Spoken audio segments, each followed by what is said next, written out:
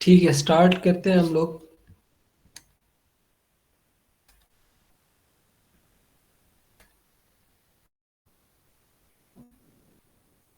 वालेकुम सलाम।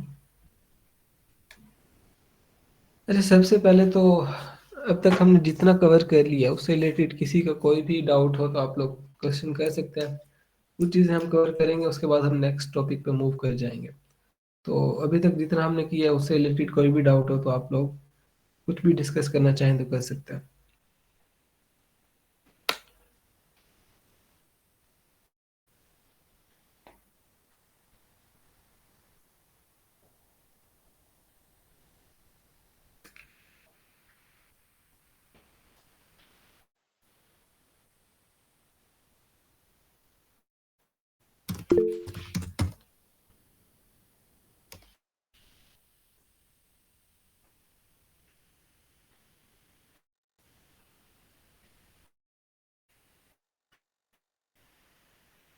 ठीक है, इफ एल्स को हम एक बार दोबारा रिवाइज कर लेते हैं।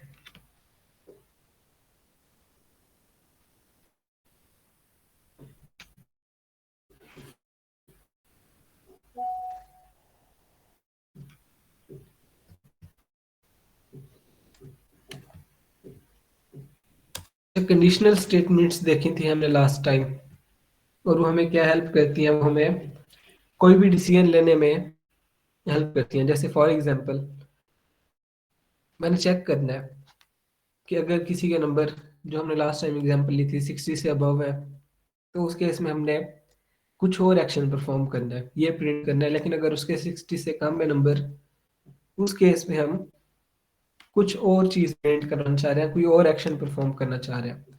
तो कंडीशनल स्टेटमेंट्स में यही होता है कि हमारे पास दो चीजें होती हैं।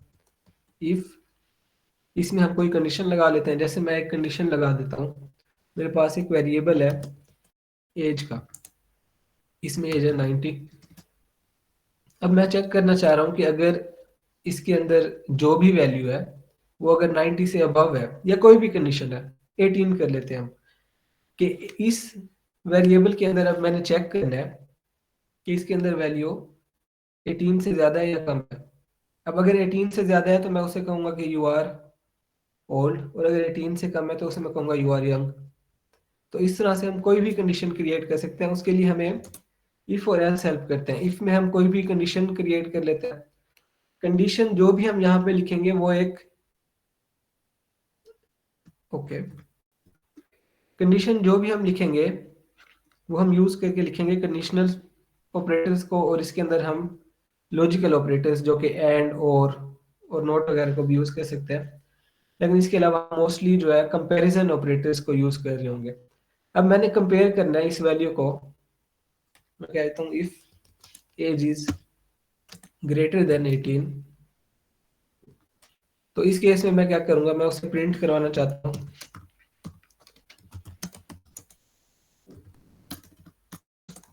ये कर देते हैं हम। और अगर ऐसे नहीं है, अब एल्स हमारे पास क्या करते हैं, एल्स हम तब यूज करते हैं जब ऊपर लिखी गई कोई भी कंडीशन ट्रू नहीं हो रही। अब इसके लिए मैंने आपसे कुछ चीजें डिस्कस भी करनी थी। मैं असाइनमेंट ओपन कर लेता हूँ, असाइनमेंट 5।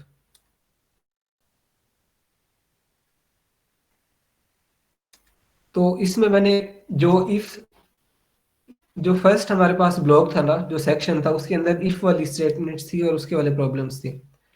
तो उसमें क्या था कि काफी लोगों ने एल्स यूज किया, जो कि ठीक है, अगर आप एल्स यूज करना चाहें तो कर सकते हैं। लेकिन उसके अंदर कुछ लोगों ने दोबारा इफ यूज किया किया हुआ था, वो मैं अभी बताता हूँ कैसे किया हुआ था।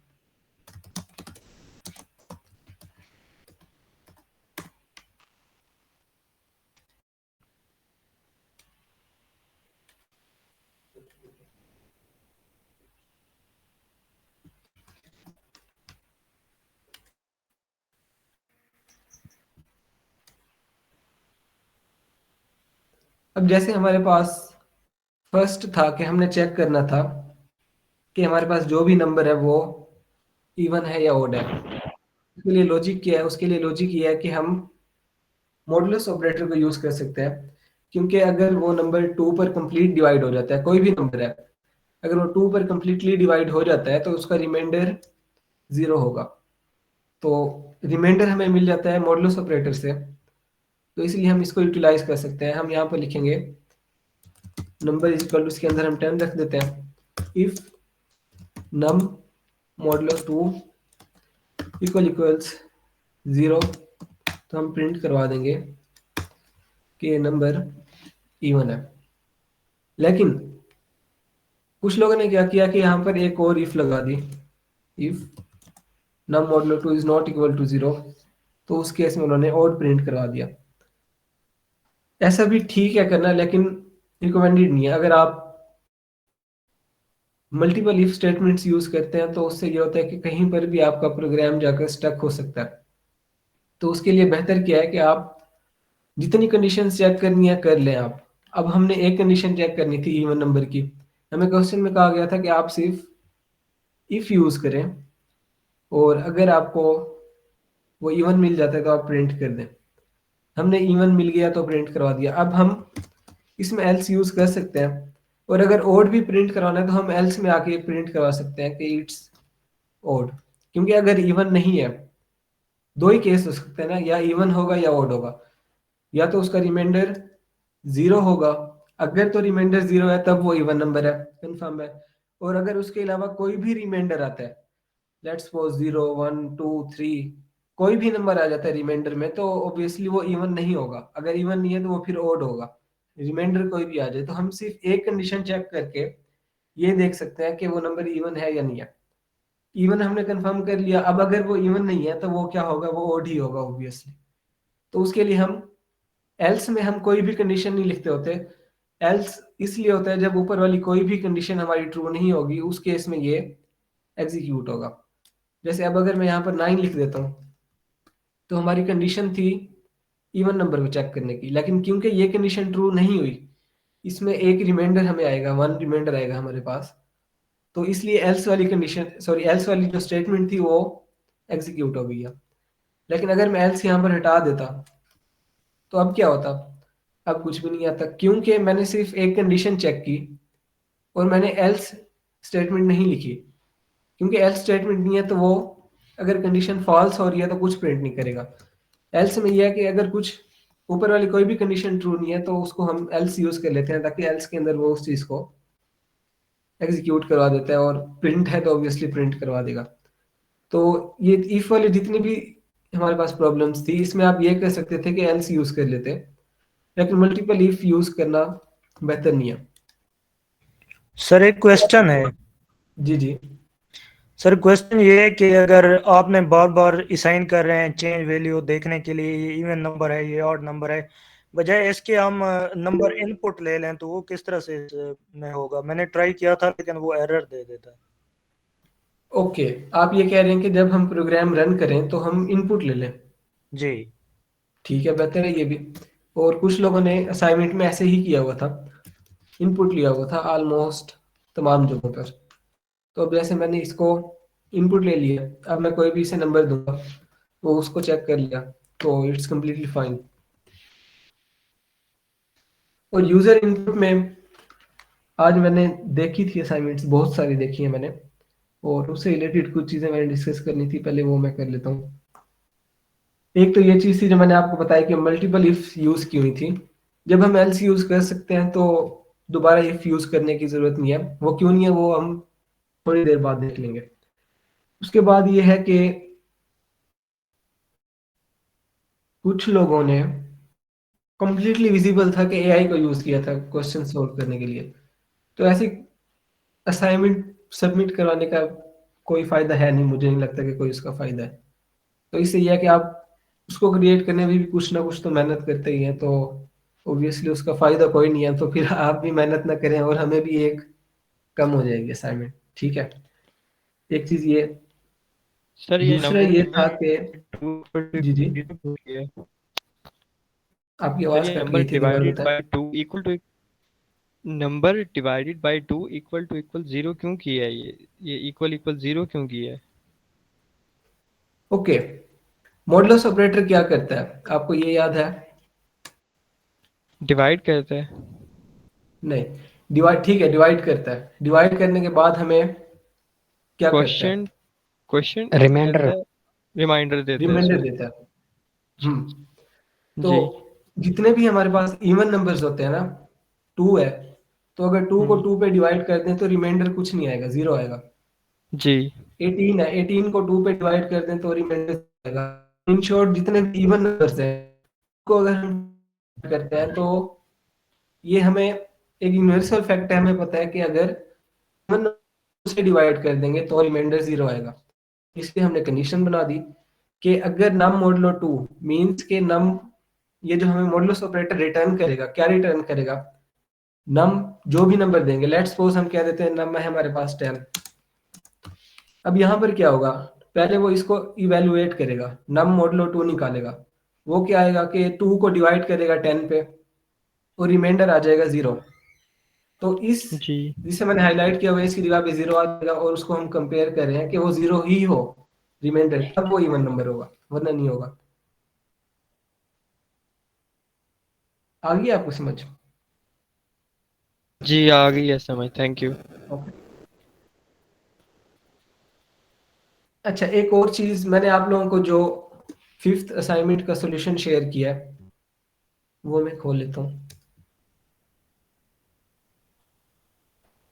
इसके अंदर आप लोग ये देखें कि हमारे पास पाइथन में एक डिफरेंट कंसेप्ट है जो दूसरी लैंग्वेज में नहीं होता।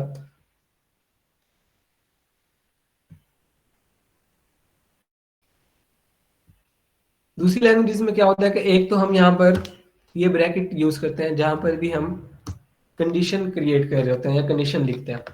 अगर आप पाइथन के अंदर इस तरह से इसको क्लोज कर देते हैं ब्रैकेट्स के अंदर तो इट्स कम्प्लीटली फाइन, लेकिन अगर नहीं करते तब भी प्रॉब्लम नहीं है, ऐसे भी एग्जीक्यूट हो जाता है, कोई मसला नहीं है इसमें। दूसरा ये होता है कि हम वहां पर पैरेंथेसिस या ये करली ब्रैकेट्स कह लें, इनको यूज कर रहे होते हैं। ये क्या करते हैं करली ब्रैकेट्स, दूसरी लैंग्वेजेस की बात हो रही है, वहां पर ये हमें ये बताते हैं कि ये जो इन ब्रैकेट्स के अंदर जो भी कोड लिखा हुआ है वो पार्ट है इस इफ स्टेटमेंट का। मतलब अगर ये वाली इफ कंडीशन ट्रू हो जाती है तो इसके अंदर सिर्फ ये वाला जो कोड लिखा हुआ है वो एग्जीक्यूट करना है उस केस में। और अगर वो कंडीशन ट्रू नहीं होती तो इस ब्रैकेट्स के अंदर एल्स के बाद जो हमने लिखा हुआ है वो एग्जीक्यूट करना है। लेकिन पाइथन में ब्रैकेट्स यूज नहीं कर रहे हम, ना तो हम कंडीशन की जगह पर यूज कर रहे हैं, ना ही हम उस इफ ब्लॉक की जो बॉडी है, इसे कहते हैं कि ये बॉडी है इस इफ की और ये है एल्स की बॉडी। मींस वो चीज जो उस इफ के ट्रू होने के केस में एग्जीक्यूट होगी या उस एल्स के केस में एग्जीक्यूट होगी, वो है उसकी बॉडी। इफ की एल्स की, एलिफ होता तो ऑब्वियसली उसकी भी एक बॉडी होती। लेकिन पाइथन में हम ब्रैकेट्स यूज नहीं करते, पाइथन में हम इंडेंटेशन यूज करते हैं ये बताने के लिए कि कौन सी चीज इफ की बॉडी है और कौन सी चीज बॉडी है। एक तो हम कंडीशन के बाद यहाँ पर कॉलन यूज करते हैं, ये बहुत इंपॉर्टेंट है, अगर मैं नहीं यूज करूंगा तो मुझे एरर दे देगा। और वो बता रहा है कि वो एक्सपेक्ट कर रहा था, इस जगह पर ये देखें पॉइंट करके बता रहा है कि एक्सपेक्टेड था कॉलन, तो जब मैं कॉलन लगा दूंगा तो वो ठीक हो जाएगा। एक तो हम यहाँ पे कॉलन यूज करते हैं, दूसरा आ जाती है हमारे पास कंसेप्ट इंडेंटेशन का। इंडेंटेशन क्या है कि हमने स्पेस देनी है। इफ हमारा स्टार्ट हो रहा था बिल्कुल इस लाइन के स्टार्ट से, अब मैंने जो चीज इफ की बॉडी बनानी है, इफ की बॉडी बनाने का मतलब क्या कि इफ ट्रू होने के केस में ये वाली स्टेटमेंट्स एग्जीक्यूट करनी है, ये वाला कोड रन कर देना है। वो मैं कैसे बताऊंगा कि ये वाला कोड है जो रन करना है, उसके लिए मुझे स्पेसिस देनी पड़ेगी। ठीक है, इसको कहते हैं इंडेंटेशन। अब बाय डिफॉल्ट क्या होता है कि जैसे ही हम कॉलन लिख के एंटर प्रेस करते हैं वो नीचे लेके आ जाते हैं हमें 4 स्पेसिस के बाद, इस तरह से ऑटोमेटिकली ऐड कर देते हैं कोड एडिटर्स। लेकिन जरूरी नहीं है कि हम 4 स्पेसिस यूज करें। मैं अगर यहाँ पर 1 और 2 स्पेसिस यूज की मैंने, यहाँ पर भी मैं सिर्फ 2 स्पेसिस यूज कर लेता हूँ तो इट्स कंप्लीटली फाइन और ये चल जाएगा। मीन्स कि हमने कोई भी नंबर ऑफ स्पेसिस ऐड करनी है इंडेंटेशन के लिए, लेकिन जरूरी है कि वो सेम हो। जैसे मैंने यहाँ पर भी 2 यूज किए हैं तो यहाँ पे भी मैंने 2 यूज किए हैं। ऐसे ही मैं यहाँ पर 10 ऐड कर दूं, इतना दूर कर दिया मैंने उसे, तब भी ये चल जाएगा। लेकिन कंडीशन वही है कि सेम नंबर ऑफ स्पेसीज हो यहाँ पर भी और इधर भी। लेकिन जो एक प्रैक्टिस है, एक कन्वेंशन है, वो यही है कि हम 4 स्पेसीज ऐड करते हैं। तो जो मैंने असाइनमेंट भेजी थी उसमें ये देखें इंडेंटेशन बहुत ज़्यादा है, 4 स्पेसीज से ज़्यादा है ये। तो ये इसलिए बता रहा था मैं कि ये ज़रूरी नहीं होता कि सिर्फ 4 स्पेसीज यूज़ करें, लेकिन 4 करनी चाहिए। ये मैंने क्योंकि एआई से जनरेट करवाई है तो उसने थोड़ी सी प्रॉब्लम कर दी थी, लेकिन इट्स कम्प्लीटली फाइन, ये चल जाता है इस तरह से भी, तो इसमें प्रॉब्लम नहीं होती कोई। लेकिन इस इंडेंटेशन का फ़ायदा क्या है, अब अगर मैं स्पेस दे के यहाँ पर कुछ भी लिख देता हूँ, प्रिंट लिख देता हूँ कुछ और, ठीक है, एल्स मैं अभी के लिए हटा देता हूँ। अब जो मैंने स्पेसिस दे के प्रिंट लिखा है, स्पेसिस मीन्स इंडेंटेशन, वो वाली लाइन 1 है, 2 है या जितनी भी है, सिर्फ तब एग्जीक्यूट होंगी जब ये इफ वाली कंडीशन ट्रू है। अगर नहीं है ट्रू तो फिर एग्जीक्यूट नहीं होंगी। अभी हम इसको करके देखते हैं। मैं यहाँ पर दे देता हूँ 9 और मुझे पता है कि ये कंडीशन हमारी फॉल्स हो जाएगी क्योंकि रिमाइंडर हमारे पास 1 आना है। ठीक है, मैं इसे एग्जीक्यूट करता हूँ तो देखेंगे इसके अंदर जो स्पेसिस देके हमने लिखा था वो वाली लाइन प्रिंट नहीं हुई। तो इस तरह से हम पाइथन को बता रहे हैं कि जो स्पेसिस देके इफ के बाद हमने लाइंस लिखनी है, ये लाइंस इफ का पार्ट है, मतलब अगर ये इफ ट्रू होगा तभी इनको एग्जीक्यूट करना है, वरना नहीं करना। ब्रैकेट्स वाला सीन नहीं होता जैसे हम दूसरी लैंग्वेज में ये ब्रैकेट्स ऐड करते हैं। तो इसमें भी काफी लोगों ने मिस्टेक्स की हुई थी, इसलिए मैंने बताया। और ये जो मैंने बगैर स्पेस के लिखा है ये हर हाल में एग्जीक्यूट होगा, ये इफ ट्रू होती है नहीं होती, इस लास्ट वाली एंड ऑफ द प्रोग्राम वाली लाइन का, प्रिंट का, इफ से कोई रिलेशनशिप नहीं है। हाँ, अगर मैं यहाँ पे स्पेस दे देता हूँ तो अब ये उसका पार्ट है, अब ये उससे लिंक हो गया। अगर वो ट्रू होगी कंडीशन तब वो एग्जीक्यूट होगा, वरना नहीं होगा। तो ये थोड़ा सा चेंज होता है हमारे पास पाइथन के अंदर बाकी लैंग्वेज से।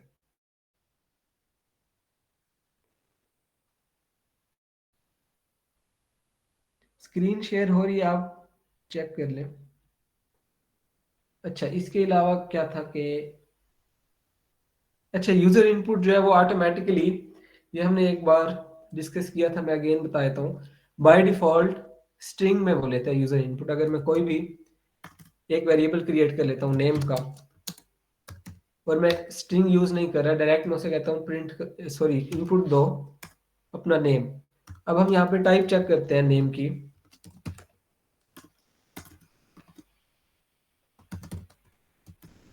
तो उसकी टाइप स्ट्रिंग है। मीन्स कि अगर हम इनपुट ले रहे हैं और हमें स्ट्रिंग चाहिए तो जरूरी नहीं है कि हम उसको इस तरह से लिखें। लिख देंगे तो मसला नहीं होगा, तब भी चलेगा, कोई मसला नहीं है इस तरह से लिखने में भी, ये भी एग्जीक्यूट हो जाएगा। लेकिन जब वो बाय डिफॉल्ट स्ट्रिंग में ही ले रहा है तो जरूरत है नहीं एक्स्ट्रा कोड लिखने की। लेकिन अगर मुझे ये स्ट्रिंग के अलावा किसी और डेटा टाइप में चाहिए तब मैं यहाँ पर यूज कर लूंगा कि अब मुझे इंटीजर चाहिए या फ्लोट चाहिए या कुछ भी चाहिए। हम कह सकते हैं कि मुझे यहाँ पर बुलियन चाहिए, तो वो भी हम लिख सकते हैं। तो इट डिपेंड्स कि हमें कौन सी डेटा टाइप चाहिए। लेकिन अगर स्ट्रिंग चाहिए तो स्ट्रिंग यहाँ पर फंक्शन यूज करने की जरूरत नहीं है, वो ऑटोमेटिकली स्ट्रिंग में ही इनपुट लेता है।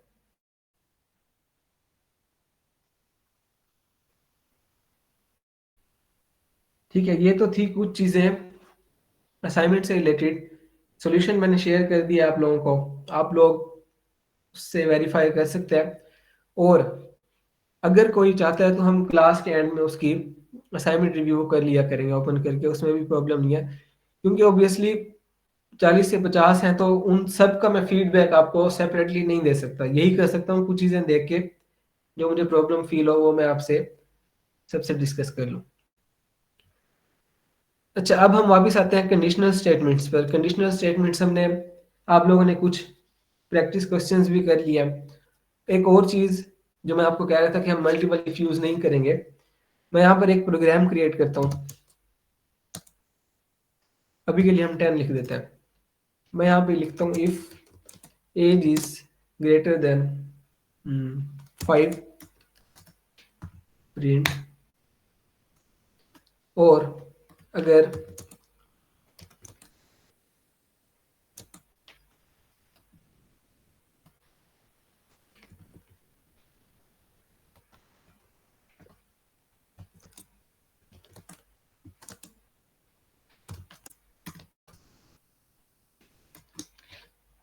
अब मैं मल्टीपल यहाँ पर इफ यूज कर रहा हूँ।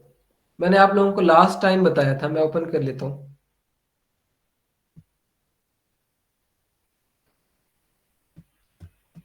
जब ये क्वेश्चन किया था मैंने आप लोगों को कहा था कि इफ, एलिफ और एल्स, ये कंप्लीट एक सेट है। पहले हम इफ लिखते हैं, उसके बाद एलिफ लिखते हैं, उसके बाद एल्स लिखते हैं। तो इन तमाम में से कोई एक कंडीशन ही ट्रू होगी। या तो इफ वाली ट्रू होगी, जैसे ही ये ट्रू होगी नेक्स्ट वाली वो चेक नहीं करेगा। ऐसे ही अगर सेकंड वाली हमारे पास जो एलिफ है वो वो ट्रू हो जाती है, उस केस में वो उससे बाद वाली को चेक नहीं करेगा। लेकिन अगर हम मल्टीपल कंडीशंस लिख लेते हैं और वो हम इफ लिखते हैं, अब मैंने यहाँ पे जितनी भी कंडीशंस लिखी है, मैंने फर्स्ट भी चेक की इफ से, सेकंड भी चेक की इफ से, और थर्ड भी चेक की इफ से। इस केस में क्योंकि जितने इफ आ रहे हैं, मींस अगर मैं इफ लिख रहा हूँ, वो कंडीशन सेपरेटली चेक होगी। उससे उसका ये लिंक नहीं है कि ऊपर एक कंडीशन ट्रू हुई या नहीं हुई। अब जैसे ये कंडीशन ट्रू है, ये भी ट्रू है, और जो मैंने थर्ड लिखी है 8 वाली, ये भी ट्रू है। तो 8 वाली वो लाजमी चेक करेगा क्योंकि मैंने इसे इफ के अंदर लिखा हुआ है। 2 वाली भी वो लाजमी चेक करेगा क्योंकि ये इफ में है। लेकिन अगर यहाँ पर एलिफ कर देता, अब वो 2 वाली नहीं चेक कर रहे, देखें उसने अभी एक सेट बन गया इफ और एलिफ का। इफ वाली ट्रू हो थी तो उसके बाद उसने जो 2 वाली थी ये स्किप कर दिया, ये उसने नहीं लिखा। लेकिन आगे क्योंकि अगेन मैंने इफ यूज किया हुआ था, तो इसका ऊपर वालों से लिंक नहीं है। इफ अगर आ गया तो वो हर हाल में चेक होगा, चाहे ऊपर 10 कंडीशंस भी हमारे पास ट्रू हो चुकी हो, उससे उसका कोई लिंक नहीं है।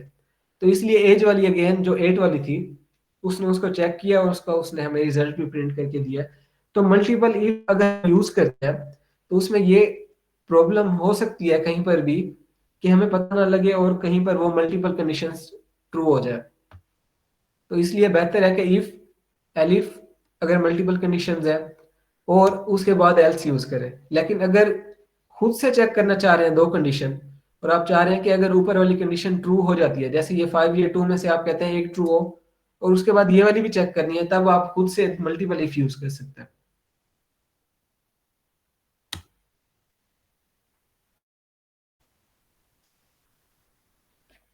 नेक्स्ट है हमारे पास नेस्टेड इफ एल्स। ये लास्ट चीज है, इसको डिस्कस कर लेते हैं हम जल्दी से।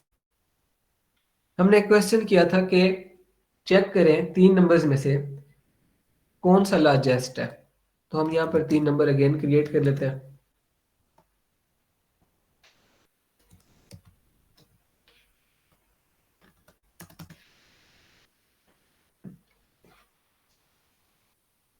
अब नेस्टेड का क्या मतलब होता है, जैसे हम नेस्ट कहते हैं मींस घोंसला, तो यहाँ पर भी प्रोग्रामिंग के अंदर नेस्टेड वर्ड हम बार बार यूज कर रहे होंगे। कभी हम कहेंगे नेस्टेड, हमारे पास इफ एल्स है, कभी हम कहेंगे नेस्टेड लूप्स है, तो कभी हम कहेंगे नेस्टेड लिस्ट है, वो हम आगे पढ़ेंगे। तो ये लफ्ज बार बार यूज होगा। इसका मतलब ये होता है कि एक चीज के अंदर वही सेम चीज दूसरी दफा आ जाती है। कैसे, अभी हम करके देखते हैं। चेक मैं यहाँ पर ये करना चाह रहा हूँ, इन 3 नंबर्स में से कौन सा नंबर सबसे बड़ा है।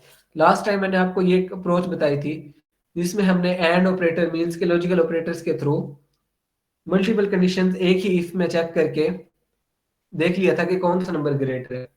अब हम क्या करते हैं, अब हम लॉजिकल ऑपरेटर्स यूज नहीं करते। मैं यहाँ पे लिखता हूँ if num1 is greater then num2।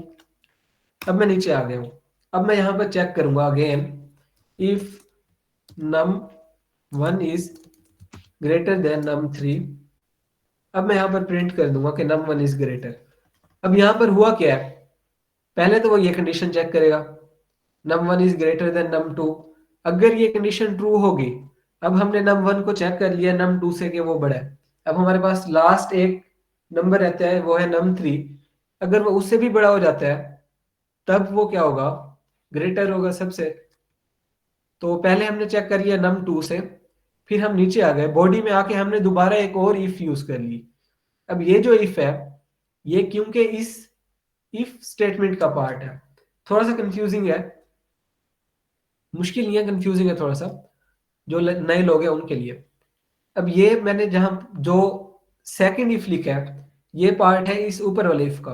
अगर तो ये कंडीशन ट्रू हो जाएगी, जो मैंने फर्स्ट लिखी हुई है, तब वो आकर इसको चेक करेगा। अगर ये कंडीशन ट्रू नहीं होती फर्स्ट वाली, वो इसमें आएगा ही नहीं, क्योंकि अब ये जो इफ लिखा हुआ है ये फर्स्ट इफ की बॉडी है, और ये जो प्रिंट है ये इसकी बॉडी है। मीन्स कि वो वन बाय वन चेक करेगा, पहले इसको चेक करेगा, अगर ये ट्रू होगी फिर इसमें आके इसको चेक करेगा, और अगर ये भी ट्रू होगा तो इसको प्रिंट कर देगा। इस तरह से हम नेस्टेड कंडीशंस भी लिख सकते हैं। जैसे अब हमने num2 के लिए चेक करने, तो मैं लिखूंगा num2 ग्रेटर देन num3। इसमें अगेन मैं नेस्टेड कंडीशन लगा सकता हूँ, आपको समझाने के लिए लगा रहा हूं मैं यहाँ पे।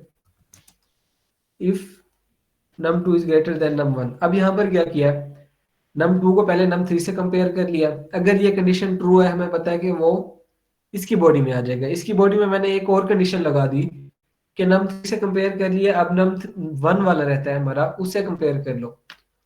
तो इसकी बॉडी में आके उसने इसको चेक कर लिया। अब अगर num2 num1 से बड़ा होगा इस केस में, तो वो इसको प्रिंट करवा देगा कि ये ग्रेटर है। नेस्टेड कंडीशन ज्यादातर यूज नहीं होती। नेस्टेड कंडीशंस के साथ जो चीज हम करना चाह रहे होते हैं, मोस्ट ऑफ द केसेस वो हम सॉल्व कर सक रहे होते हैं लॉजिकल ऑपरेटर्स के थ्रू, एंड और वगैरह के थ्रू। कोई रेयर ऐसा केस होगा जो नेस्टेड कंडीशन का बन रहा है, लेकिन वो हम लॉजिकल ऑपरेटर के थ्रू यूज और सॉल्व नहीं कर सकते। तो मोस्टली लॉजिकल ऑपरेटर यूज हो रहे होते हैं, लेकिन ये भी एक चीज होती है कि हम एक कंडीशन के अंदर दूसरी कंडीशन ऑब्वियसली लिख सकते हैं। ये था हमारा लास्ट पॉइंट कंडीशन स्टेटमेंट से रिलेटेड। कहीं पे भी कोई डाउट हो आप लोग क्वेश्चन कर सकते हैं, इसमें कोई प्रॉब्लम नहीं है। सर स्क्रीन शो नहीं हो रही तो वो कुछ समझ ही नहीं आ रही। स्क्रीन तो शो हो रही है, बाकी लोग बताएं। हो रही है शो।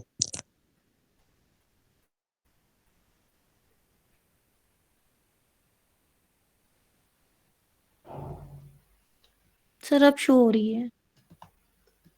ओके सर काइंडली आप इसको दोबारा रिपीट कर दें। अच्छा कर लेते हैं। नेस्टेड हमने इफ एल्स देखा, उसके अंदर हमने देखा कि फर्स्ट हम इफ लिखते हैं, उसके अंदर एक इफ के अंदर दूसरा इफ एल्स हम लिख देते हैं। इसको कहते हैं कि ये नेस्टेड कंडीशंस है। फर्स्ट कंडीशन मैंने चेक की क्योंकि मैंने कंपेयर करना था तीन नंबर्स को, और उसके अंदर से मुझे एक नंबर चाहिए जो सबसे बड़ा है। तो पहले मैंने क्या किया, num1 को कंपेयर किया num2 से, ठीक है। उसके बाद मैंने क्या किया, अब मुझे पता है, हम एज्यूम कर लेते हैं कि num1 जो है लार्जेस्ट है। अभी के लिए हम एज्यूम कर लेते हैं इस केस में। तो हम ये देखते हैं कि हमें पता है कि num1 हमारा num2 से बड़ा होगा अगर लार्जेस्ट है। तो ये कंडीशन ट्रू हो जाएगी कि num1 जो है num2 से बड़ा है। जब ये कंडीशन ट्रू हो जाएगी तो उसके आगे हमने क्या किया, हमने एक और इफ लगा दिया। लेकिन ये जो इफ है, ये इस इफ की बॉडी है, मींस इसके अंदर है। अगर ये कंडीशन ट्रू होगी num1 is greater then num2 वाली, तभी वो इसके अंदर आकर इसको चेक करेगा। अब अगर ये वाली कंडीशन ट्रू हो जाती है तो वो नीचे आएगा और इसको आके कंपेयर करेगा कि num1 को num2 से कंपेयर कर लिया। अब एक और रहता है num3, उससे भी अगर हम कंपेयर कर लेंगे और num1 उससे भी बड़ा है, तब ऑब्वियसली num1 इज लार्जेस्ट या ग्रेटर नंबर। तो इसलिए हमने एक इफ के अंदर दूसरा इफ ऐड कर दिया, तो इसको कहते हैं कि ये नेस्टेड कंडीशंस है। अब यहाँ पर वो अगर num1 ट्रू है और सबसे बड़ा है, ये कंडीशन ट्रू हो जाएगी, इसकी बॉडी में आके वो इसको चेक करेगा और ये प्रिंट कर देगा। लेकिन अगर num2 बड़ा है सबसे, तो इस कंडीशन को चेक करेगा num1 is greater then num2, ये फॉल्स हो जाएगी। अगर ये फॉल्स है, वो इसके अंदर आगे इसको चेक ही नहीं करेगा, वो नेक्स्ट कंडीशन चेक करेगा num2 is greater then num3। अगर ये ट्रू हो जाएगी, फिर वो चेक करेगा num2 is greater then num1।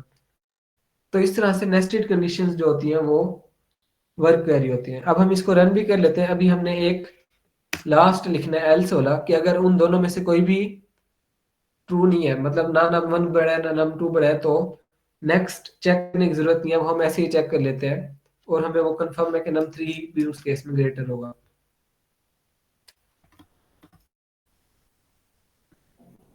अब यहाँ पे क्योंकि num3 जो था वो सबसे बड़ा था, तो इसलिए उन्होंने कहा कि num3 इज ग्रेटर।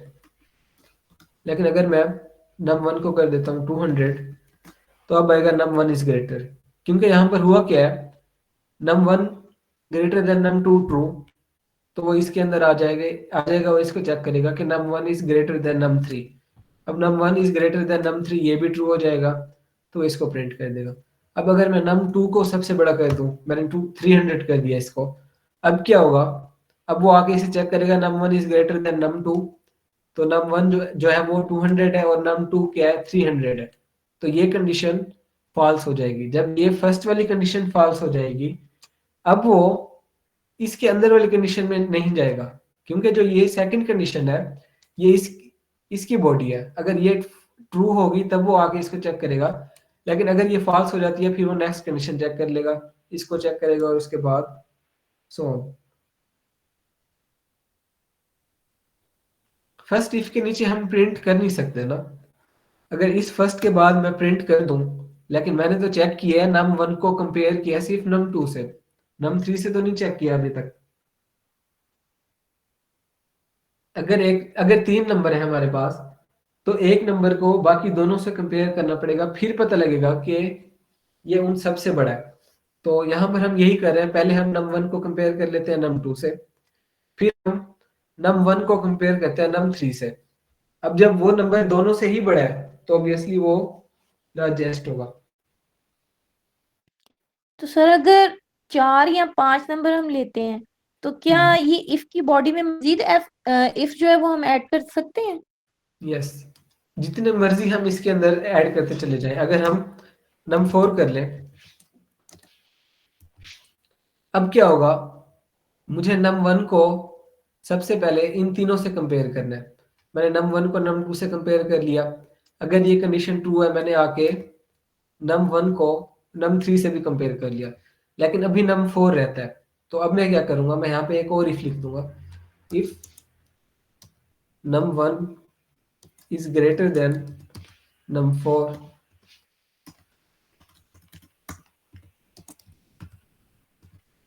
अब मैं प्रिंट करूंगा कि num1 is greater।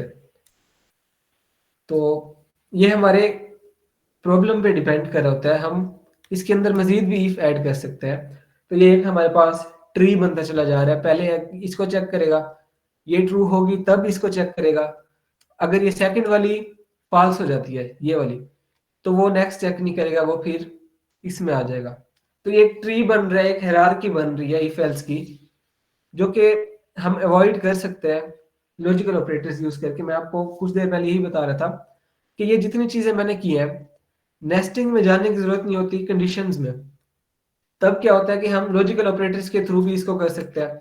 वो हम कैसे करेंगे, जैसे हमने लास्ट टाइम किया था, if num1 greater than num2 and num1 greater than num3 and num1 greater than num4। तो नेस्टिंग में जाए बगैर भी हम ये कंडीशंस, ये प्रॉब्लम सॉल्व कर सकते हैं। कोई रेयर ऐसी कंडीशन होगी जो हम इस तरह से सॉल्व नहीं कर सक रहे होंगे और हमें उसके लिए जाना पड़ेगा नेस्टेड इफ एल्स में, वरना हम ये जो लॉजिकल ऑपरेटर्स हैं इनको यूज करके अवॉइड कर सकते हैं नेस्टेड कंडीशंस को। अब वो जो मैंने इतना बड़ा कोड लिखा था बार बार कंपेयर करने का, वो मैंने एक ही लाइन के अंदर चेक कर लिया। तो सर तो इस ये तरह से हो जाता है। जिस तरह एक ही लाइन में हमने इसको चेक किया, तो ये यहाँ पे तो 3 कंडीशंस हैं, तो यहाँ पे भी मोर देन 3 जो है वो चाहे मल्टीपल जितनी मर्जी कंडीशंस जो है वो इस्तेमाल हो सकती हैं। यस, जितनी मर्जी आप कंडीशंस ऐड कर दें, हम एक और भी ऐड कर सकते हैं इसके अंदर num5 की। इट्स अप टू अस कि हम कितना उसको चेक करना चाहते हैं। ऑब्वियसली ये एक अच्छा मेथड नहीं है इसको चेक करने के लिए कि कौन सा नंबर बड़ा है, लेकिन क्योंकि हम सिर्फ प्रैक्टिस कर रहे हैं अभी, तो इसलिए हम इस अप्रोच को यूज कर रहे हैं कि हम इस तरह से भी कर सकते हैं। तो कोई प्रॉब्लम नहीं है, जितनी मर्जी हम इसमें कंडीशंस ऐड करते चले जाएं, जितना कॉम्प्लेक्स करें हम कर सकते हैं इसको। लेकिन पाइथन में हमारे पास मैक्सिमम चेक करने के लिए वैसे एक नंबर होता है, एक बिल्ट इन मेथड होता है, और वो हमें बता देता है। इसको अगर मैं मैक्स लिखा है मैंने और उसके अंदर मैंने जितने भी मेरे पास वेरिएबल्स थे वो लिख दिया, तो उसने उसके अंदर से जो मैक्सिमम था वो मुझे प्रिंट करके दे दिया कि वो 300 है। तो बिल्ट इन मेथड पाइथन के अंदर बहुत ज्यादा होता है, लेकिन ऑब्वियसली उस तरह से भी हम इफ एल्स के थ्रू भी कर सकते हैं। तो ये था कि हम किस तरह से नेस्टेड कंडीशंस यूज कर सकते हैं और क्या होती है नेस्टेड कंडीशन। एक कंडीशन के अंदर दूसरी कंडीशन हम ऐड कर देते होते हैं।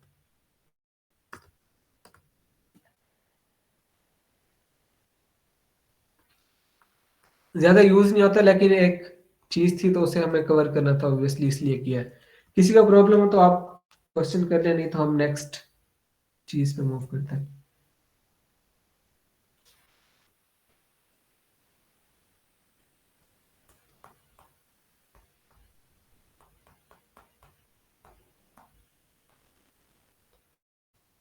ओके अच्छा, हमने आई गेस के म्यूटेबल और इम्यूटेबल को डिस्कस कर लिया था।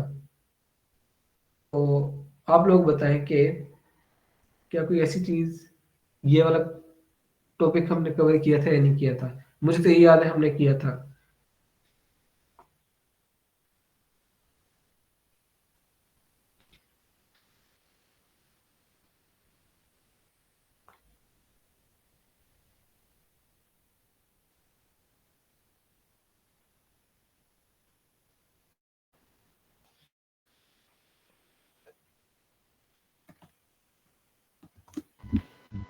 ओके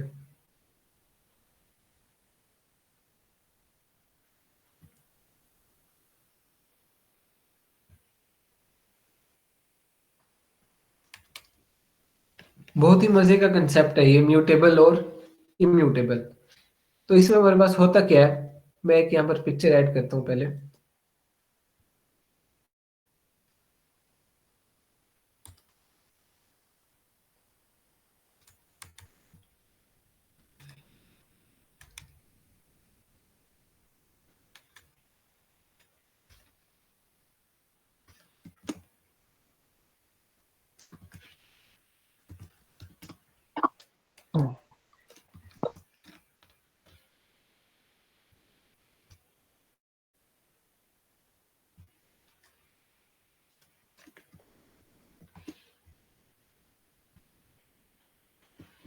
पाइथन में दो तरह की हमारे पास डेटा टाइप्स होती हैं।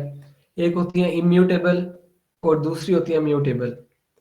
म्यूटेबल वो होती हैं जिनको एक बार हमने क्रिएट कर लिया, उसके बाद अब हम उसे चेंज कर सकते हैं। चेंज मीन्स हम उसके अंदर कोई चीज ऐड कर सकते हैं, उसके अंदर से कोई चीज रिमूव कर सकते हैं, या कोई चीज रिप्लेस कर सकते हैं। इस तरह की चीजें होती हैं, वो हम परफॉर्म कर सकते हैं म्यूटेबल डेटा टाइप्स पे। इम्यूटेबल वो होती हैं एक बार हमने क्रिएट कर लिया, अब हम उसे चेंज नहीं कर सकते।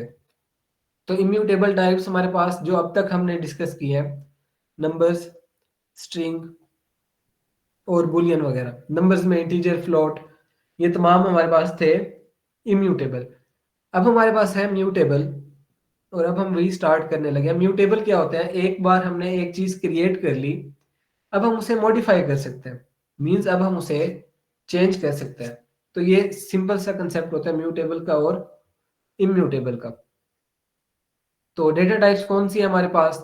इम्यूटेबल मैंने आपको बता दी, नंबर्स दोनों जो हमारे पास, इंटीजर और फ्लोट। स्ट्रिंग, टपल अभी हमने नहीं की।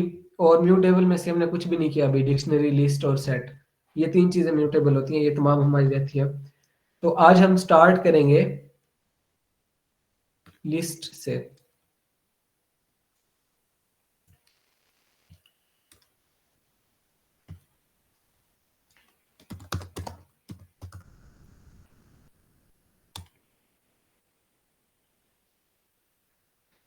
अच्छा, अब हमारे पास एक प्रॉब्लम है। हमारा एक टीचर है, वो हमें कहता है कि 5 स्टूडेंट्स के नेम्स लिखने हैं उसने। 5 स्टूडेंट्स के नेम्स उसने अपने प्रोग्राम के अंदर स्टोर करने हैं। वो मुझे कहता है कि मुझे इस प्रोग्राम के अंदर, प्रोग्राम मीन्स हमारा जो कोड है, इसके अंदर 5 स्टूडेंट्स हैं, उनके नाम लिखने हैं और वो मुझे लिख के दे दो। तो मैं क्या करता हूँ, मैं नेम 1 कोई भी हम कर देते हैं,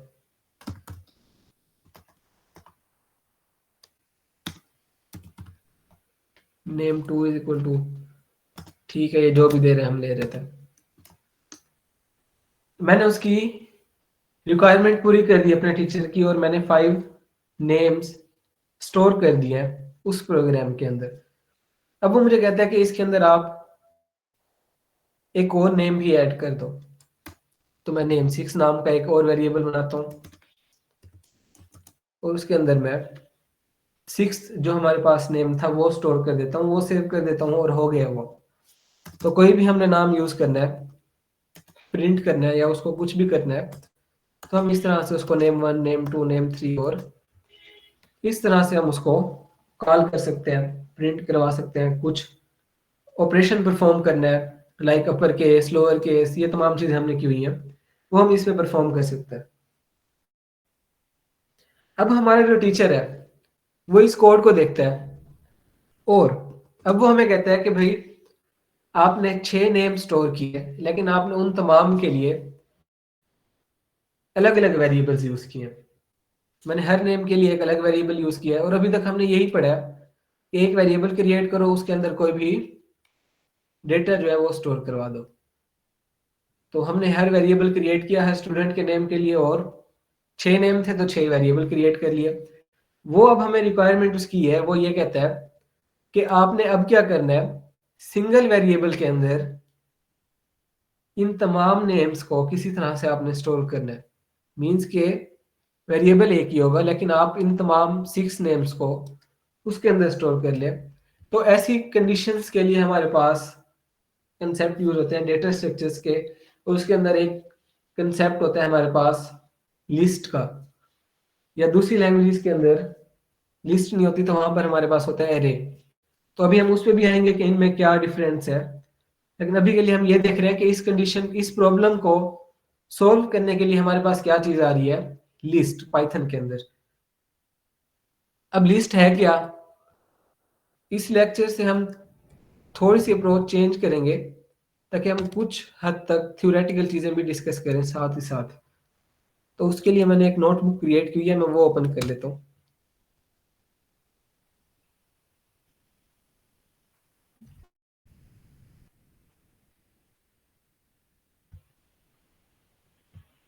ये मैंने आपको दिखा दिया था म्यूटेबल इम्यूटेबल दोनों का। अब हमारे पास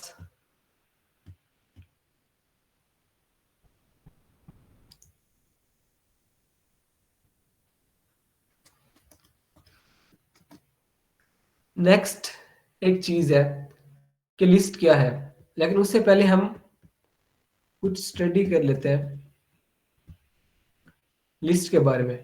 अब यहां पर लिखा हुआ है हमारे पास, list is a numerically ordered sequence of elements that can store elements of heterogeneous types, is iterable, mutable, और ये तमाम चीजें जो ये हम बाद में देखेंगे। अभी हम ये देखते हैं कि लिस्ट क्रिएट कैसे होती है। अब हम वापस आ जाते हैं अपनी नोटबुक के अंदर। अब हम पहले ये देख लेते हैं कि हम लिस्ट को क्रिएट किस तरह से कर सकते हैं। ये हमें पता लग गया कि एक लिस्ट के अंदर हम मल्टीपल आइटम्स को स्टोर कर सकते हैं। तो मैं नेम्स की एक लिस्ट बनाता हूँ। अब लिस्ट बनाने के लिए हमारे पास एक स्पेसिफिक सिंटैक्स है जो हम फॉलो करेंगे, और वो सिंटैक्स ये है कि हम स्क्वायर ब्रैकेट्स के अंदर एलिमेंट्स या जो हमारे पास डेटा होता है वो स्टोर करते हैं। लेट्स सपोज हमारे पास 10 नाम थे, तो मैं यहाँ पर ऐसे ही नेम लिख देता हूँ कुछ भी। अब एक नाम मैंने लिख दिया, अब मैंने कोमा से सेपरेट करना है दूसरे नेम को। अब मैं दूसरा नाम देता हूँ यहाँ पे, फिर मैंने कोमा दे के नेक्स्ट नाम, और इस तरह से हम लिखते चले जाएंगे जितने भी हमने ऐड करने हैं नेम्स इसके अंदर।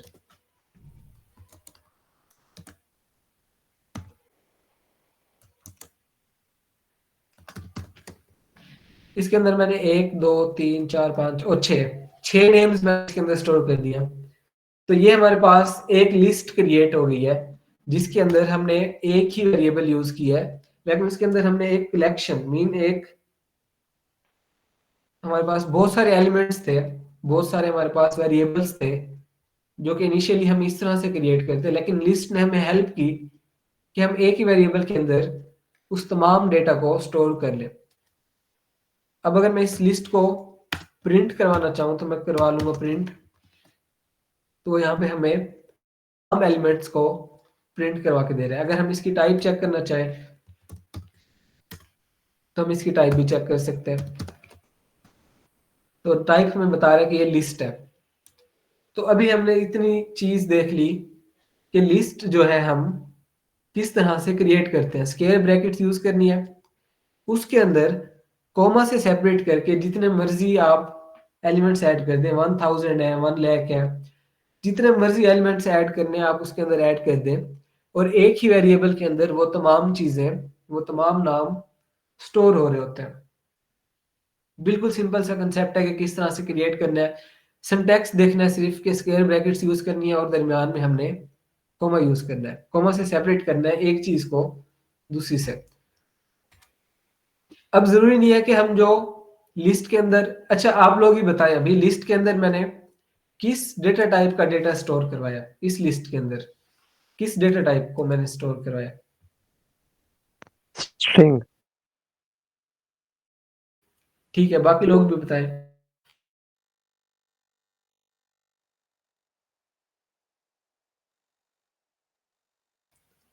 ठीक है, लेकिन जरूरी नहीं है कि हम लिस्ट के अंदर सिर्फ स्ट्रिंग को स्टोर करवा सकें, हम लिस्ट के अंदर कोई भी डेटा स्टोर करवा सकते हैं। अब हम एग्जांपल ले लेते हैं कि हमारे पास जो हमारा टीचर है वो हमें कहता है कि आपने एज स्टोर करवानी है 5 से 6 स्टूडेंट्स की, तो हम लिखते हैं age is equal to age is, इस तरह से कर देते हैं। तो अब इसके अंदर मैंने कॉमा से सेपरेट करके मल्टीपल एज लिख दी है, और अगेन अगर मैं इसको प्रिंट करवाना चाहूँ तो मैं इसको करवा सकता हूँ। अब मैंने इसके अंदर जो डेटा स्टोर करवाया है वो है इंटीजर टाइप का, हमें पता है इस चीज का। अगर मुझे टीचर कहता है कि मल्टीपल स्टूडेंट्स की सीजीपीए स्टोर करनी है, तो लिस्ट के अंदर हम मल्टीपल स्टूडेंट्स की सीजीपीए भी स्टोर करवा सकते हैं। मेन चीज क्या है कि हमने उसको एक चीज को दूसरी से हमने जब सेपरेट करना है तो हम उसके लिए कॉमा को यूज करेंगे और कॉमा से उसको सेपरेट कर देंगे।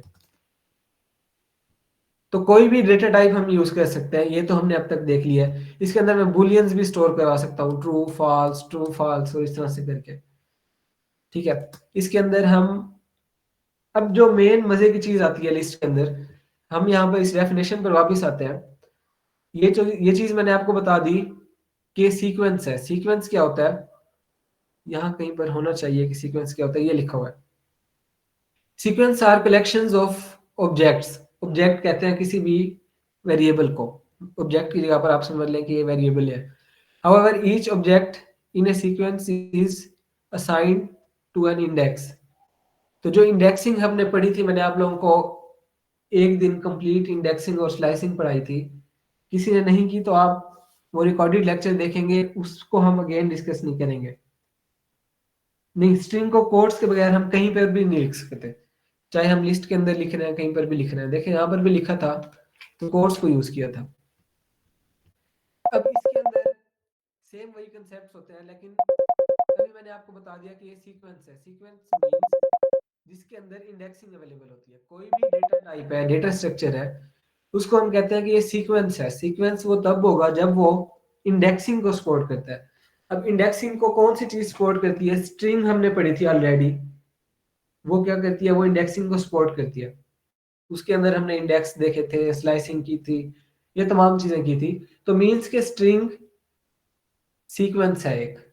ठीक है, उसके बाद हमारे पास एक और चीज होती है, collections. Collections allow us to put many values in a single variable. जैसे मैंने अभी आपको करके दिखाया। तो लिस्ट क्या है, एक कलेक्शन भी है। कलेक्शन क्या होता है? जो हमें अलाउ करता है बहुत सारे जो वैल्यूज होती है उनको सिंगल वेरिएबल के अंदर स्टोर करने देता है। तो लिस्ट क्या है? कलेक्शन। सीक्वेंस भी है। सीक्वेंस क्यों है? मैंने आपको बताया कि ये इंडेक्सिंग सपोर्ट करता है, सेम जैसे हमने लिस्ट टाइम पे की थी। अब अगर मैं यहाँ पे लिखता हूँ नेम्स ऑफ 1, तो उसने मुझे अली दे दिया, क्योंकि फर्स्ट आइटम ये था लेकिन इसका इंडेक्स 0 था। सेम वही कहानी है, दोबारा रिपीट नहीं करेंगे हम। फर्स्ट आइटम का 0 इंडेक्स, कॉमा जहां पर आगे समझे एक आइटम वहां पर कंप्लीट हो रहा है, तो कॉमा से पहले ये फर्स्ट आइटम है, इसको जो इंडेक्स मिला वो 0 था। उसके बाद हमारे पास अली है, इसका इंडेक्स 1 है, हमजा का इंडेक्स 2 है, और ये सारी चीजें सेम। -1 अगर लिखूंगा तो मुझे लास्ट वाला रिटर्न करके दे देगा। सेम एक एक चीज वही यहाँ पर अप्लाई होगी जो हमने स्ट्रिंग के टाइम पे इंडेक्सिंग और स्लाइसिंग की देखी थी। क्योंकि ये जो हमारे पास डेटा स्ट्रक्चर है ये सपोर्ट करता है इंडेक्सिंग को और स्लाइसिंग को, तो उसको हम कहेंगे कि ये सीक्वेंस है। तो हम लिस्ट को कह सकते हैं कि ये सीक्वेंस है। कलेक्शन भी है, कलेक्शन को भी हमने देख लिया क्या होता है कि वो एक ही वेरिएबल के अंदर मल्टीपल आइटम्स को स्टोर करने देता है। तो यही लिखा हुआ था जब हमने इसकी डेफिनेशन देखी थी कि ये सीक्वेंस है। अब ये क्या है, यहाँ पर एक और चीज उन्होंने लिखी है कि ये ऑर्डर्ड है। ऑर्डर्ड से क्या मुराद है? ऑर्डर्ड का मतलब ये है, मैं इस लिस्ट को प्रिंट करता हूं, या नीचे वाली भी मैंने प्रिंट की हुई है, इस पे आ जाते हैं हम।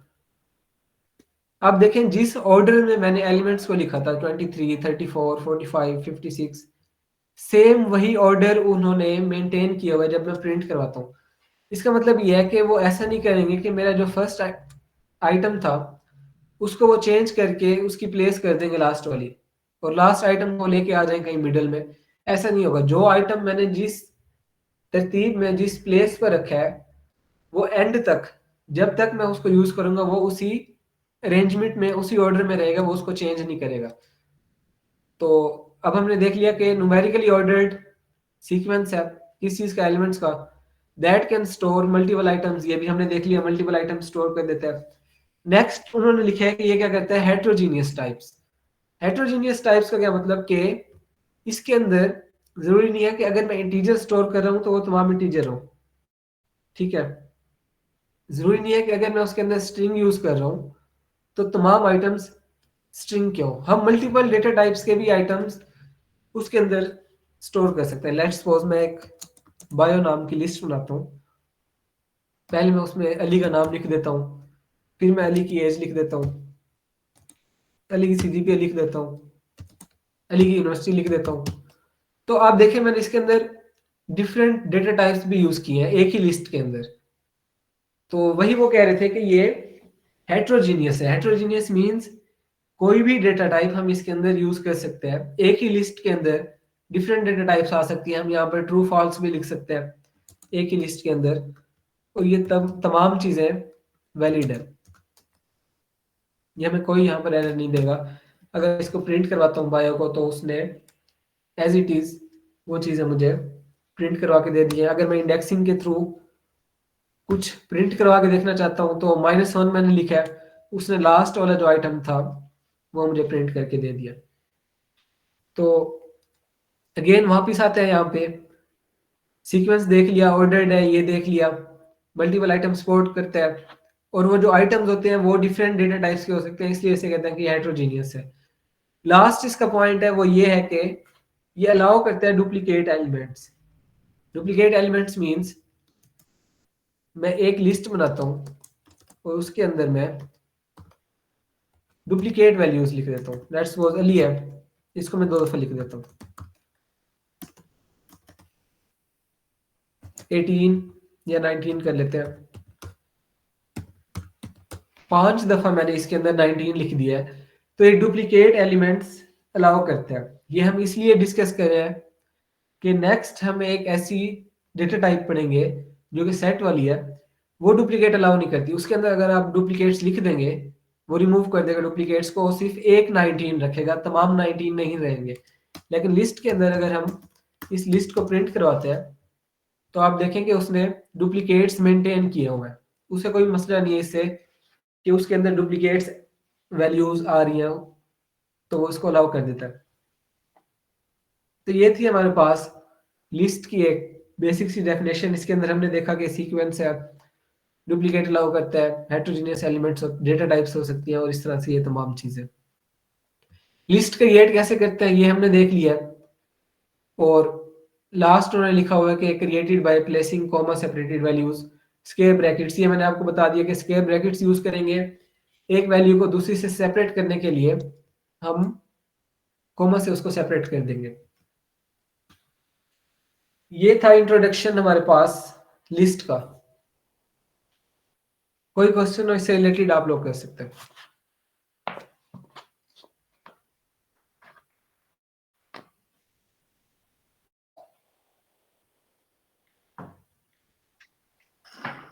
सर -1 इंडेक्स प्रिंट करवाने पे वो लास्ट वाला एलिमेंट क्यों प्रिंट करवाता है? हालांकि उसका इंडेक्स तो आई थिंक कुछ और होता है, 0 से शुरू होकर ऑनवर्ड चलता है।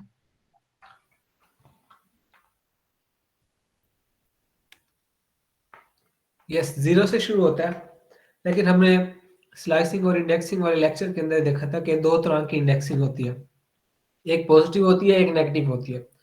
नेगेटिव स्टार्ट होती है एंड से और वो -1 से स्टार्ट होती है, जो पॉजिटिव होती है वो 0 से स्टार्ट होती है, लेफ्ट टू राइट होती है। Okay sir. अब हमने लिस्ट क्रिएट करना सीख ली। अब हम इसको देख लेते हैं, इन्होंने भी सेम वही काम किया हुआ है। पहले एक ही डेटा टाइप क्रिएट की, लिस्ट टाइप देखना चाहें तो हम टाइप भी देख सकते हैं। नेस्टेड लिस्ट अभी हम स्किप कर देते हैं। अब हम वापस आ जाते हैं यहाँ पे, लिस्ट हमने क्रिएट करना देख ली। नेक्स्ट हम ये देखते हैं कि थोड़ी सी इंडेक्सिंग और स्लाइसिंग हम करके देख लेते हैं इसके ऊपर। हमारे पास जो ये लिस्ट है इस पे हम अप्लाई कर लेते हैं। अगर मैं यहाँ पे लिखता हूँ 0:3, तो उसने फर्स्ट 3 एलिमेंट्स दे दिए 0 से 2 तक। और अगर मैं IUV भी प्रिंट करवाना चाहता हूँ तो मैं इसको 4 कर दूंगा। ये ऐसे क्यों कर रहे हैं, ये चीजें हमने की हुई है ऑलरेडी। तो कोई भी एलिमेंट एक्सेस करना हो लिस्ट के अंदर से, वो हम उसके इंडेक्स के थ्रू कर सकते हैं एक्सेस। नेक्स्ट हम ये देखते हैं कि लिस्ट के अंदर हमारे पास मल्टीपल मेथड्स होते हैं। जैसे हमने स्ट्रिंग के मेथड्स पढ़े थे, वैसे ही हमारे पास लिस्ट के मेथड्स होते हैं। तो कौन कौन से मेथड अवेलेबल हैं वो देखने के लिए हम लिस्ट का नाम लिख के जैसे ही डॉट प्रेस करेंगे, ये हमारे पास 8 से 10 इसके कोई मेथड्स हैं तमाम, वो हमें शो हो रहे हैं। सबसे पहले हम देख लेते हैं अपेंड को। अपेंड मेथड क्या करता है?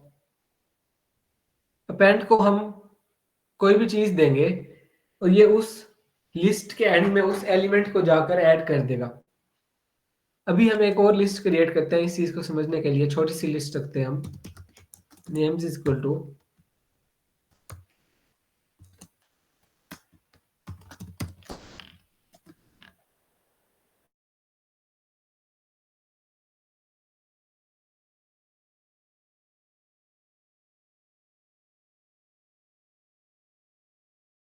अब मैं करता हूं नेम्स डॉट अपेंड। क्या करेगा? उसको हम जो भी चीज देंगे वो उस लिस्ट के एंड में जाकर उसको ऐड कर देगा। अब अगर मैं लिखता हूं नेम्स डॉट अपेंड, इसके अंदर मैं दे देता हूं लेट्स सपोज सफदर, इसको मैं एग्जीक्यूट कर देता हूं, तो उसने अब उसके अंदर सफदर ऐड कर दिया है। ऑब्वियसली हमें यहाँ पे नजर नहीं आ रहा, लेकिन जब हम इसको प्रिंट करवाएंगे तो उसके अंदर देखेंगे पहले सिर्फ 2 एलिमेंट्स थे, अली और अहमद, लेकिन अपेंड मेथड के थ्रू हमने उस लिस्ट के एंड के अंदर एक नया एलिमेंट ऐड कर दिया जिसके अंदर हमने स्टोर करा था डेटा सफदर का। अब मैं एक और चीज ऐड कर देता हूँ, नेम्स डॉट अपेंड 89। अब ऊपर हमने लिस्ट प्रिंट करके देखी थी, इसके अंदर 3 ही एलिमेंट थे। अब जब मैं इसको प्रिंट करवाऊंगा लिस्ट को अपेंड करने के बाद, तो उसके अंदर एक और एलिमेंट भी आ गया। तो अपेंड मेथड यही काम करता है कि उस लिस्ट के एंड के अंदर कोई भी एलिमेंट जाकर स्टोर करवा देता है, ऐड कर देता है उसके अंदर। सर मेरा एक क्वेश्चन था सर। जी सर जैसे अपेंड लास्ट में ऐड कर देते हैं, अगर हमने सेंटर में या शुरू में या कहीं और कोई चीज़ ऐड करनी हो तो हम कौन सा वो यूज़ करेंगे सर फिर? उसके लिए हमारे पास एक और मेथड है जिसे हम कहते हैं इंसर्ट, उसको हम यूज करेंगे, उस पर भी हम आते हैं थोड़ी सी देर में। Okay sir. अच्छा, अब लिस्ट हमने शुरू में देखा था क्या है कि हमारे पास लिस्ट म्यूटेबल है। अगेन वापस आते हैं उस कंसेप्ट के ऊपर। म्यूटेबल मैंने आपको बताया था वो डेटा टाइप है जिसको एक बार क्रिएट कर लिया है, क्रिएट करने के बाद अब हम उसको चेंज कर सकते हैं। आपने देखा कि हमने उसको चेंज किया। क्रिएट मैंने पहले की ऊपर यहाँ पर, और उसके अंदर 2 ही एलिमेंट्स रखे मैंने, लेकिन क्रिएट करने के बाद मैं उसको चेंज कर रहा हूँ, उसके अंदर मैं एलिमेंट्स ऐड कर रहा हूँ। अभी हम देखेंगे कि उसके अंदर अगर अली है तो इसकी जगह पे हम कोई और नेम ऐड करवाना चाहते हैं तो हम वो भी कर सकते हैं। हम इसके अंदर से कुछ रिमूव भी कर सकते हैं। तो ऐड, रिमूव, अपडेट, ये तमाम ऑपरेशंस हम इस लिस्ट के ऊपर अप्लाई कर सकते हैं। इसलिए हम कहते हैं कि लिस्ट म्यूटेबल है, वंस क्रिएटेड। अब हम इसको चेंज कर सकते हैं, ऐसा नहीं है कि एक बार आपने क्रिएट कर लिया अब आप उसको चेंज नहीं कर सकते। अच्छा, अपेंड मेथड हमने देखा है। नेक्स्ट हम देखते हैं हमारे पास क्या है। क्लियर अभी नहीं देखते, काउंट कर लेते हैं। काउंट क्या करेगा, ये हमने उसमें भी किया था, क्या कहते हैं, स्ट्रिंग के अंदर। इसको हम जो भी चीज देंगे ये हमें काउंट करके बताएगा कि ये उस लिस्ट के अंदर कितनी दफा आया है। जैसे इस लिस्ट को हम देखते हैं, यहाँ पे हमने 19 बहुत दफा लिखा हुआ है। यहाँ पर हम अप्लाई कर देते हैं काउंट मेथड को, नेम्स डॉट काउंट, और हम इसे दे देते हैं 9। तो उसने मुझे 5 रिटर्न कर दिया। इट मीन्स कि 19 इस लिस्ट के अंदर 5 मरतबा आया। तो काउंट नाम से ही पता लग रहा है कि क्या करता है, जैसे हमारे पास स्ट्रिंग के अंदर था। नेक्स्ट हमारे पास होगा कौन सा, ओके, एक्सटेंड को अभी के लिए हम नहीं करेंगे, और इंडेक्स आ जाता है। इंडेक्स भी हमने देखा था जब हमने स्ट्रिंग्स को किया था।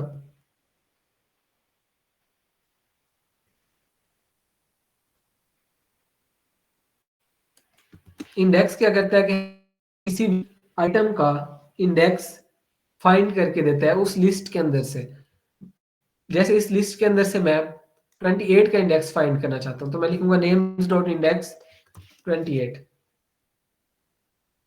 तो सर अब वो मुझे बायो कह रहा है कि आएगा। 28 इसके अंदर नहीं है। यस एग्जैक्टली, क्योंकि मैंने लिस्ट का नेम गलत लिख दिया। तो अली का इंडेक्स हमारे पास 0 था और 28 का 1 था। फिर मैं इसे नीचे वाली लिस्ट के अंदर आ जाता हूँ, यहाँ पे मैं नेम्स डॉट इंडेक्स, अब मैं उसे कहता हूँ 19 का इंडेक्स दो। अब उसने 19 का इंडेक्स मुझे 2 दिया, क्योंकि इसके अंदर मल्टीपल 19 थे। तो वो क्या करेगा, जो फर्स्ट वाला 19 होगा उस इंडेक्स ला के मुझे देगा, बाकी वालों को वो नहीं देखेगा। जो फर्स्ट इंडेक्स था 19, सॉरी जो फर्स्ट अकरेंस थी 19 की, उसका इंडेक्स था 2, क्योंकि 2 अली थे शुरू में 0 1, और ये जो फर्स्ट 19 है इसका इंडेक्स हो जाता है हमारे पास 2। तो ये भी बहुत ही सिंपल सा है। इंडेक्स के बाद हमारे पास रिवर्स आता है। ये क्या करेगा, उस लिस्ट को रिवर्स कर देगा। तो अब जब मैंने इस लिस्ट को प्रिंट किया है तो आप देखेंगे वो रिवर्स हो चुकी है। तो रिवर्स मेथड हम यूज कर सकते हैं। और हमारे पास होगा एक इंसर्ट, को हमने स्किप कर दिया था, इसको हम देख लेते हैं। अभी क्वेश्चन किया था कि अपेंड क्या करता है। अपेंड सिर्फ एंड में जाकर ऐड करता है। तो कोई ऐसा मेथड हो जो हमारी मर्जी की जगह पर जाकर उस चीज को ऐड कर दे। अब इस लिस्ट के अंदर ये 1 इंडेक्स है जिसके ऊपर अली पड़ा हुआ है, सेकंड अकरेंस अली की। मैं चाहता हूं कि फर्स्ट इंडेक्स पर मेरा नेम आ जाए, तो मैं कर दूंगा नेम्स डॉट इंसर्ट, और उसके बाद पहले मैं उसे बता दूंगा कि मैं किस इंडेक्स पे उसको सॉरी ऐड करना है। तो आप देखें कि उसने क्या किया, उसने 2 इंडेक्स पे, क्योंकि मैंने उसे 2 बोला है, 2 इंडेक्स पे 19 था पहले, लेकिन अब 2 इंडेक्स पे मेरा नेम आ चुका है। तो अपनी मर्जी की जगह पर भी हम कुछ ऐड कर सकते हैं इंसर्ट मेथड के थ्रू। इसको 2 चीजें देंगे हम, एक वो इंडेक्स जहां पर वो चीज ऐड करनी है, और दूसरी वो वैल्यू जो ऐड करनी है उस इंडेक्स के ऊपर जाकर। तो इस तरह से हम इंडेक्स, अपने स्पेसिफिक इंडेक्स पे जाकर कोई भी जो हमारे पास एलिमेंट है वो ऐड कर सकते हैं। अब हम देखते हैं हमने कौन सा स्किप किया है। क्लियर क्या करते हैं, बहुत सिंपल है, उस लिस्ट को एम्प्टी कर देगा। अब अगर मैं नेम्स वाली लिस्ट प्रिंट करवाता हूं तो वो एम्प्टी हो गया, उसके अंदर जितने भी एलिमेंट्स थे वो उसने रिमूव कर दिए। क्लियर के बाद इसके बहुत ही कम होते हैं, इसलिए हम कम मेथड्स यहाँ पर करके देख सकते हैं। पॉप, ओके पॉप हमने नहीं किया, हम वापस वहीं पर आ जाते हैं लिस्ट के पास। पॉप क्या करता है, जो लास्ट एलिमेंट होता है ना, रिमूव कर देता है। अब पहले हमारे पास नेम्स, न्यू सेल में आ जाता हूं मैं, पॉप कर देता हूं और अगेन वो लिस्ट मैं प्रिंट करवाता हूँ। पहले मेरे पास जो 19 थे इनिशियली वो 5 थे, और अब उसने एक 19 जो लास्ट में था वो रिमूव कर दिया। तो डॉट पॉप क्या करता है, removes and return item at index जो हमारे पास लास्ट होता है उसके ऊपर। स्पोर्ट इंडेक्स यहाँ पर देखें उन्होंने खुद ही बताया हुआ -1 इंडेक्स होता है लास्ट होगा। तो ये डॉक्यूमेंटेशन देख के भी हमें आइडिया हो रहा है कि डॉट पॉप -1 इंडेक्स पे मींस लास्ट आइटम जो लिस्ट का होगा उसको रिमूव कर देगा। और यहाँ पर उन्होंने ये भी लिखा हुआ है कि इंडेक्स एरर दे देगा अगर लिस्ट एम्प्टी है, क्योंकि अगर लिस्ट एम्प्टी है तो पॉप मेथड क्या करने की कोशिश कर रहा है, उस लिस्ट के अंदर से -1 वाला इंडेक्स रिमूव करने की कोशिश कर रहा है, लेकिन वो इंडेक्स तो एग्जिस्ट ही नहीं करता क्योंकि लिस्ट तो एम्प्टी है, तो वो एरर दे देगा उस केस में। ये भी वो हमें बता रहा है। ओके, इंडेक्स वाला दोबारा देख लेते हैं, एक नई लिस्ट बना लेते हैं।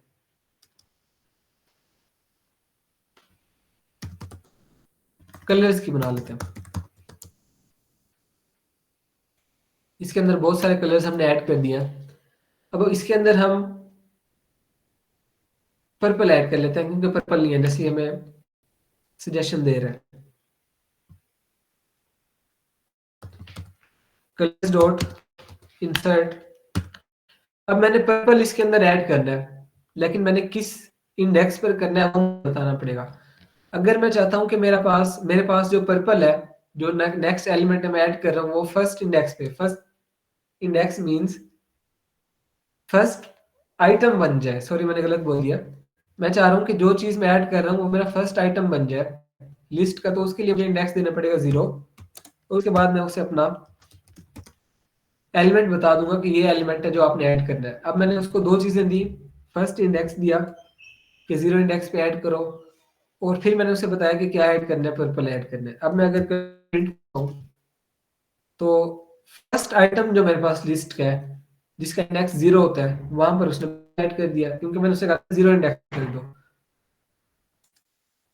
अगर मैं इसको ऐड कराना चाहता हूँ लेट्स सपोज थर्ड इंडेक्स पे, तो अब मैंने उसे कह दिया कि इसको थर्ड इंडेक्स के ऊपर ऐड कर दो, तो उसने इसको थर्ड इंडेक्स के ऊपर ऐड कर दिया। तो इंसर्ट को हम दो चीजें देते हैं, एक इंडेक्स जहां पर कोई चीज ऐड करनी है, और सेकंड वो एलिमेंट जो हमने उसके अंदर ऐड करना है। अब पॉप मैंने आपको बताया था कि सिर्फ एलिमेंट रिमूव करता है, जैसे अपेंड करता है लिस्ट के एंड में एलिमेंट ऐड करता है, वैसे पॉप क्या करता है उस लिस्ट के एंड से एलिमेंट रिमूव कर देता है। इंडेक्स नंबर नहीं बताएंगे तो वो एरर देगा। हम इसको देख लेते हैं क्योंकि उसे दो चीजें चाहिए बाय डिफॉल्ट, उसके जो जो आर्गुमेंट्स चाहिए वो दो होंगे। अगर हम उसे दो एक देंगे, अब वो हमें यही बताया कि इंसर्ट मेथड दो आर्गुमेंट्स एक्सपेक्ट कर रहा था लेकिन हमने उसे एक दिया। ये आर्गुमेंट्स क्या होते हैं ये चीजें हम इंशाल्लाह फंक्शन में कवर करेंगे, तो तब आपको मे बी इसकी समझ आ जाएगी। अभी आपको इस एरर को देख के समझ नहीं आ रही होगी कि आर्गुमेंट क्या होता है। अच्छा, अब हमने पॉप को देखा कि पॉप क्या करता है, लास्ट आइटम रिमूव करता है, लेकिन क्या करना है मैंने अपनी मर्जी का जो आइटम है वो रिमूव करना है। तो उसके लिए क्या करने पड़ेगा मुझे यहाँ पे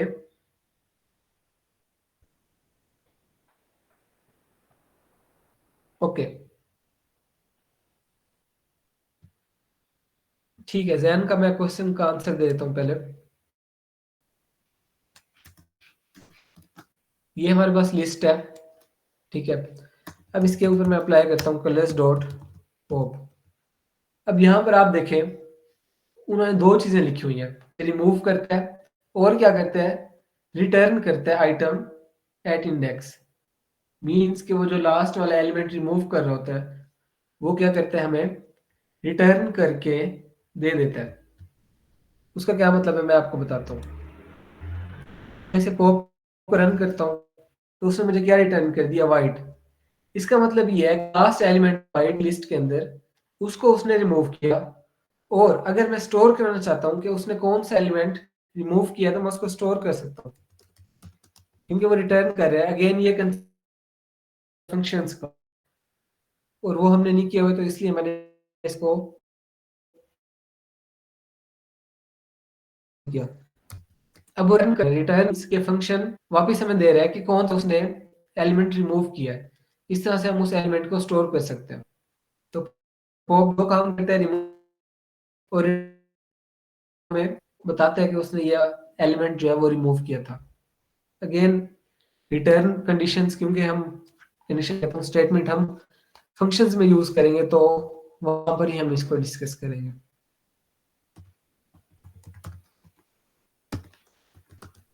ठीक है, रिमूव का मैं बता रहा था आपको। रिमूव को हम कोई भी एलिमेंट देंगे, लेट्स सपोज मैं उसे कहता हूँ रेड रिमूव कर दो, तो उस रेड को रिमूव कर देगा। अब अगर मैं कल लिस्ट प्रिंट करता हूँ, उसके अंदर आप देखें रेड उसके अंदर से रिमूव हो चुका है। तो रिमूव को हम अपनी मर्जी का कोई भी एलिमेंट कोई वैल्यू देंगे और वो उसको देगा। बहुत ही स्ट्रेट फॉरवर्ड है लिस्ट के जितने भी फंक्शंस हैं। ठीक है, इसमें से हमने ऑलमोस्ट अपेंड देख लिया, क्लियर देख लिया, कॉपी को भी देखेंगे, काउंट देखा है, एक्सटेंड नहीं देखा, और सॉर्ट रहता है। सॉर्ट भी सिंपल सही है, नाम से ही पता लग रहा है क्या करता है, सॉर्ट करता है। अब जब मैंने कलर्स डॉट सॉर्ट अप्लाई किया है, अब मैं कलर्स को प्रिंट करता हूँ। मैंने आपको जब डेफिनेशन दिखाई थी तो मैंने आपको कहा था कि लिस्ट क्या है, एक ऑर्डर्ड सीक्वेंस है, मींस के वो उसी ऑर्डर मेंटेन करता है। तो मैंने उसे किस ऑर्डर में दिया था, red green blue yellow black और व्हाइट, इस फॉर्मेट दिया था। लेकिन जब मैंने सॉर्ट अप्लाई किया है, अब उसने अल्फाबेटिकली इसको सॉर्ट कर दिया, क्योंकि इसके अंदर नंबर्स तो थे नहीं, इसके अंदर जो हमारे पास थे वो स्ट्रिंग्स थी। लेकिन अब जब मैंने सॉर्ट अप्लाई किया, अब उसने उस ऑर्डर को चेंज कर दिया जो मैंने उसे दिया था, क्योंकि अब मैंने ऑर्डर खुद चेंज किया है। मैंने उसे कहा कि इसको सॉर्ट कर दो, तो उसने इसको असेंडिंग अल्फाबेटिक ऑर्डर में इसको सॉर्ट कर दिया। पहले उसने देखा कि ब्लैक और ब्लू के इनिशियल लेटर्स जो है वो दोनों के सेम है। फिर उसने सेकंड लेटर देखा, सेकंड लेटर दोनों का एल है। उसके बाद थर्ड लेटर पे आया, लेकिन थर्ड लेटर दोनों का सेम। और उसके बाद उसने देखा कि ए पहले आता है और यू बाद में आता है, तो इसलिए उसने ब्लैक को पहले प्लेस किया है। ये कंप्लीट अल्फाबेटिकल ऑर्डरिंग उसने किया है, यहाँ पर सॉर्ट कर दिया अल्फाबेटिकली। लेकिन अगर यहाँ पर नंबर्स होते तो उसको भी नंबर्स के हिसाब से सॉर्ट कर देता। तो हमारे पास ये एक लिस्ट है, इसको अगर हम सॉर्ट करते हैं, इसके अंदर नंबर्स हैं, तो इसके बाद हम प्रिंट करवा लेते हैं लिस्ट को। तो देखिए उसने असेंडिंग ऑर्डर में उसको अरेंज कर दिया, सॉर्ट कर दिया। और अगर हम इसको ये कहना चाहते हैं कि जो आपने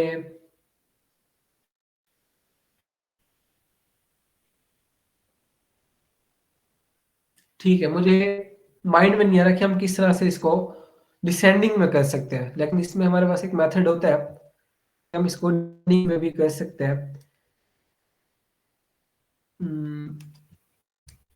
आई गेस के रिवर्स है, yes. Reverse is equal to, अगर मैं फॉल्स करता हूं तो उसने ये किया है, अगर मैं ट्रू करता हूं, यस। तो अगर मैं उसे कहता हूं कि reverse is equal to false, जो बाय डिफॉल्ट होता है, तो उस केस में वो असेंडिंग ऑर्डर में अरेंज कर देता है। तो ये लिखने की नहीं है, क्योंकि वो ऑटोमेटिकली असेंडिंग ही रिवर्स करता है। लेकिन अगर मैं चाहता हूं कि वो उसको डिसेंडिंग ऑर्डर में करे, तो मुझे यहाँ पे रिवर्स इक्वल टू लिखना, मतलब उल्टी उसने अरेंजमेंट करनी है, उल्टा उसने सॉर्ट करना है, जिसे हम कहते हैं कि डिसेंडिंग ऑर्डर है। तो इस तरह से हम इसको डिसेंडिंग ऑर्डर में भी सॉर्ट कर सकते हैं। सेम हम अल्फाबेटिक स्ट्रिंग पे, सॉरी, लिस्ट के ऊपर भी अप्लाई कर सकते हैं। मैं इसे कहता हूँ reverse is equal to true. तो अब वो क्या करेगा, अब वो रिवर्स ऑर्डर में उसको सॉर्ट कर देगा। तो ये थे तमाम हमारे पास स्ट्रिंग मेथड्स। सिर्फ एक रह गया जो कि था कलर्स, सॉरी, डॉट एक्सटेंड। इसको अभी हम स्किप कर देते हैं, इंशाल्लाह नेक्स्ट टाइम देखेंगे कि ये क्या कहता है। हमने स्ट्रिंग मेथड्स कर लिया। नेक्स्ट टाइम इंशाल्लाह हम एक सिंपल सा प्रोजेक्ट क्रिएट करेंगे, मिनी होगा एक, इस लिस्ट को यूज करके, और उसके बाद इंशाल्लाह हम नेक्स्ट टॉपिक पे मूव कर जाएंगे। असाइनमेंट मैं आपको शेयर कर दूंगा इसकी, और बाकी किसी क्वेश्चन हो तो इससे रिलेटेड आप लोग कर सकते हैं।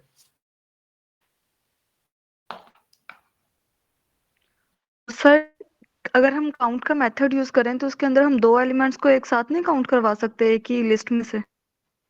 नो, हमारा जो मकसद है मेन वो है तालीम से तकमील है।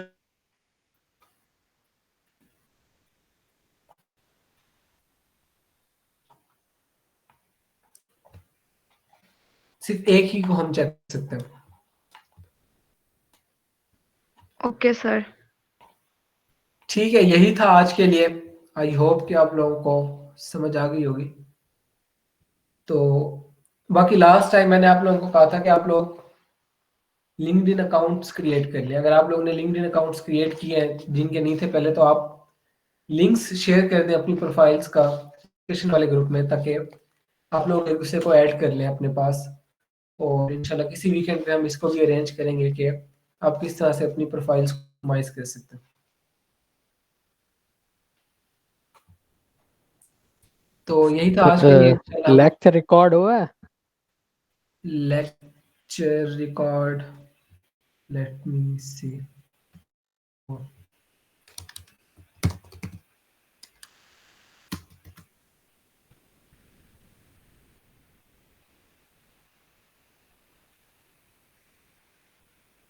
आई गेस कि एहसन ने किया होगा, मेरे पास तो नहीं हुआ होगा, मैंने नहीं किया।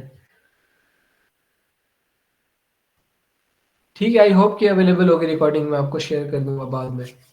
इंशाल्लाह। तो मिलते हैं इंशाल्लाह हम वेडनेसडे को। तब तक के लिए अल्लाह हाफिज। अल्लाह ताला हाफिज।